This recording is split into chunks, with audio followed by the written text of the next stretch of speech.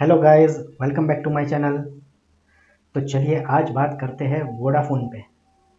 तो वोडाफोन का स्टॉक आजकल बहुत ही चर्चा में है क्योंकि वोडाफोन ने 18,000 करोड़ रुपीस रेस कर लिए है दूसरी बार पब्लिक के पास जाके अपनी इक्विटी बेच के। तो चलिए चलते हैं वोडाफोन आइडिया के डेली टाइम फ्रेम के चार्ट पे। तो ये है एक साल का डेटा।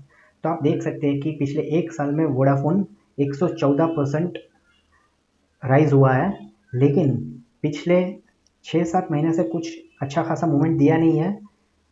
ना ऊपर गया है ना नीचे गया है, काफ़ी फ्लैट है, काफ़ी सुस्त है।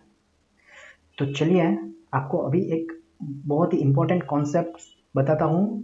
तो स्टॉक का प्राइस एक साइकिल में मूव करता है, कभी ऊपर जाता है, कभी नीचे जाता है, कभी अप ट्रेंड होता है, कभी डाउन ट्रेंड होता है।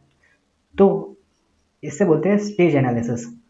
तो अमेरिका के एक बहुत बड़े इन्वेस्टर और ट्रेडर थे जिन्होंने अपनी बुक में ये काफ़ी अच्छे से एक्सप्लेन किया है। तो इनके मुताबिक कोई भी स्टॉक में 4 स्टेजेस होते हैं प्राइस मूवमेंट के।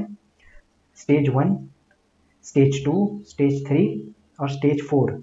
स्टेज 1 मतलब एक्यूमुलेशन, स्टेज 2 मतलब एक मोमेंटम फेज और स्टेज 3 मतलब डिस्ट्रीब्यूशन फेज। मतलब जिन्होंने ऑलरेडी जो खरीदा हुआ है वो अभी अपनी पोजीशन स्क्वायर ऑफ कर रहा है। और स्टेज 4 का मतलब कि अभी सब लोग बेच रहे हैं और कोई भी इंटरेस्टेड नहीं है ये स्टॉक में। तो स्टेज 1 में बेसिकली क्या होता है कि जो भी बड़े बड़े इंस्टीट्यूशन होते हैं जिनके पास बहुत बड़ा फंड होता है वो स्टेज 1 में एक्यूमुलेट करता है।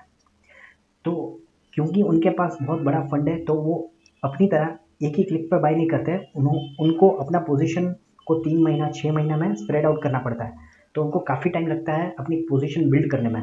स्टेज 2 में क्या होता है कि प्राइस ब्रेकआउट देता है और ये ऊपर की तरफ जाता है। स्टेज 3 में क्या होता है कि स्टेज 1 में जिसने भी बाई किया था या स्टेज 2 में जिसने बाई किया था वो अभी प्रॉफिट बुक करने की सोचता है।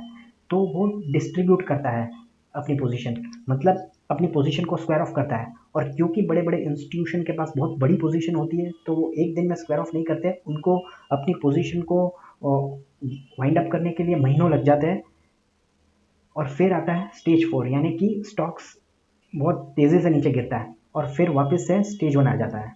तो यहाँ पे एक बहुत बड़ा स्कैम होता है, वो मैं अभी आपको बताता हूँ।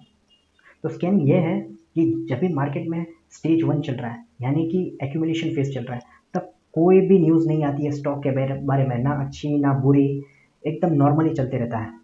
फिर जैसे ही स्टेज 2 आता है बहुत अच्छी अच्छी न्यूज़ आती है, एक्विजिशन की न्यूज़ आती है, बहुत बड़े बड़े प्रॉफिट कंपनी अपने बैलेंस शीट में शो करती है। और स्टेज 3 में भी ये जो पॉजिटिव एनवायरनमेंट है वो कंटिन्यू रहता है, क्योंकि जो भी स्टेज 1 में जिसने भी खरीदा उनको ऑफलोड भी करनी है अपनी पोजीशन। तो स्टेज 3 में भी काफ़ी अच्छा पॉजिटिव एनवायरनमेंट रहता है। और जैसे ही स्टेज 3 में अपनी पोजीशन ये लोग वाइंड अप कर देते हैं, नेगेटिव न्यूज़ आना स्टार्ट होती है और स्टॉक बुरी तरह पिट जाता है। तो ये था स्टेज एनालिसिस। तो मैं स्टेज एनालिसिस के बारे में इसके लिए अभी आपको बता रहा हूँ क्योंकि जो वोडाफोन आइडिया का जो चार्ट है वो काफ़ी सिमिलर है अभी। तो चलिए चलते हैं वोडाफोन आइडिया के चार्ट पे। तो ये है अभी वोडाफोन का चार्ट। ये 2008 से लेके अभी तक का जो चार्ट है। तो देखिए इसमें स्टेज 1 आया था 2008 से 2011-12 तक, फिर स्टेज 2 आया, स्टेज 3 आया, स्टेज 4 आया और अभी थियोरेटिकली अभी स्टेज 1 में चल रहा है। तो चलिए वन बाय वन समझते हैं कि क्या है। तो चलिए स्टेज 1 एक्यूमुलेशन से स्टार्ट करते हैं। तो देखो 2008-2012 में इंस्टीट्यूट ने जो भी बड़े बड़े इंस्टीट्यूट हैं उन्होंने ये स्टॉक को एक्यूमुलेट करना स्टार्ट किया। जैसे ही उनका एक्यूमुलेशन ख़त्म हुआ ये स्टॉक स्टेज 2 की तरफ बढ़ गया, मतलब इसने ब्रेकआउट दिया और काफ़ी अच्छा ऊपर की तरफ मोमेंटम दिया। फिर जैसे ही ये लोग को लगा जो भी बड़े बड़े इंस्टीट्यूट की अभी प्रॉफिट अच्छा खासा मिल रहा है तो इसको अभी बुक करना चाहिए, तो उन्होंने अभी डिस्ट्रीब्यूशन फेज चालू किया। तो धीरे धीरे धीरे 2014, 15, 16 में वो लोग ने अपनी पोजीशन ऑफलोड करना शुरू की। अब ये यहाँ पे जो स्टेज 2 है वो बहुत बड़ा लंबा नहीं चला, क्योंकि ये जो इंस्टीट्यूट है, जो भी बड़े बड़े इंस्टीट्यूशन है, वो लोग की जो रिसर्च बोलो या वो लोग की जो स्टडी बोलो बहुत डीप होती है।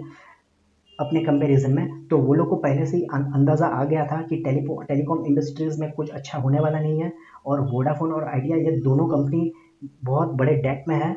तो इसीलिए वो लोग ने बहुत ही अर्ली स्टेज में वो लोग ने डिस्ट्रीब्यूशन स्टार्ट कर दिया, और जैसे ही वो लोग ने अपनी पूरी पोजीशन ऑफलोड कर दी, ये स्टॉक बहुत तेज़ी से नीचे गिर गया। ये स्टॉक ने कुछ 120-130 का हाई लगाया और कितना ₹5 में पे आ गया था। तो अभी थियोरेटिकली अभी देखा जाए तो अभी एक्यूमुलेशन फेज चल रहा है।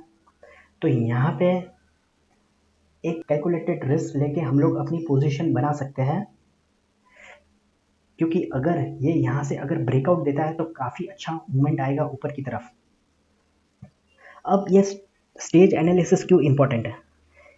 अब स्टेज एनालिसिस इसलिए इम्पोर्टेंट है कि हमें हर एक स्टॉक को स्टेज में डिवाइड करके उसका एनालिसिस करना चाहिए, और हमें देखना चाहिए कि अभी ये स्टॉक कौन से स्टेज में चल रहा है। आइडियली हमें अपनी पोजीशन स्टेज 2 में बनानी चाहिए। हमें वो जैसे ही स्टेज 1 से ब्रेकआउट देता है, हमें अपनी पोजीशन बना लेनी चाहिए।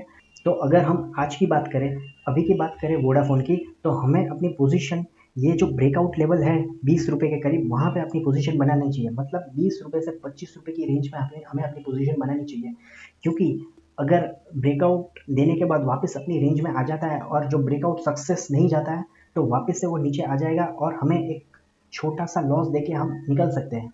लेकिन अगर ये ब्रेकआउट सक्सेसफुल हो जाता है और स्टेज 2 में अच्छा मोमेंटम दिखाता है, तो ये ₹100 ₹110 का लेवल भी बता सकता है। तो हमें रिस्क हमें कुछ 10 से ₹15 का है, और उसके सामने हमें रिवॉर्ड मतलब प्रॉफिट ₹80 से ₹90 के बीच में मिल सकता है। तो ये एक काफ़ी अच्छा इन्वेस्टमेंट बेट होगा आने वाले टाइम के लिए, ऐसा मुझे लगता है। तो बस आज के वीडियो में इतना ही, मिलते हैं नेक्स्ट वीडियो में। Thank you very much.